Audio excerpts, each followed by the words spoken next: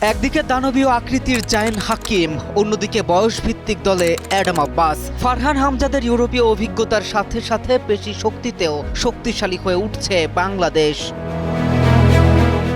হোক সেটা মূল দল কিংবা বয়সভিত্তিক দল, ফুটবলে বাংলাদেশের ভবিষ্যৎ এগোচ্ছে এক নতুন দিনের গল্পে, সেটা তো বলাই যায়।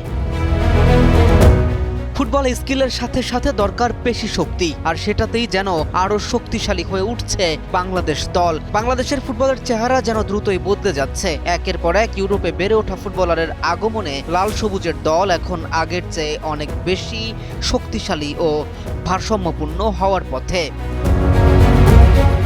আক্রমণ ভাগে সবচেয়ে বড় আকর্ষণ 6 ফুট 2 ইঞ্চি উচ্চতার স্ট্রাইকার জায়ান হাকিম। ইংল্যান্ডের ফুটবলে গড়ে ওঠা এই ফরওয়ার্ডের শারীরিক শক্তি, বল দখল এবং গোল করার ক্ষমতায় বাংলাদেশের দীর্ঘদিনের স্ট্রাইকার সংকট দূর করার আশা দেখাচ্ছেন।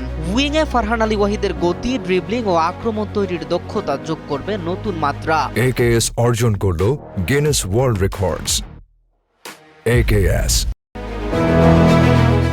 মাঝ মাঠে হামজা চৌধুরীর অভিজ্ঞতা ও খেলা নিয়ন্ত্রণের ক্ষমতা দলকে এনে দেবে আন্তর্জাতিক মানের স্থিরতা। রক্ষণ ভাগে 6 ফুট 4 ইঞ্চির লম্বা জিদান ইউসুফের উপস্থিতি হেড ও সেট পিস সামলাতে বাড়তি আত্মবিশ্বাস দেবে। যদিও জিদান ইউসুফ বর্তমানে বয়সভিত্তিক দলের জন্যই বিবেচিত, অচিরেই সে খেলবে মূল দলেও, এমনটা তো আশা করাই যায়।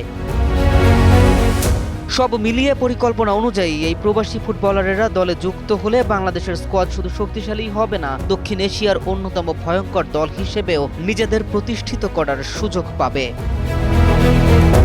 KM রাফিন, নিউজ 24।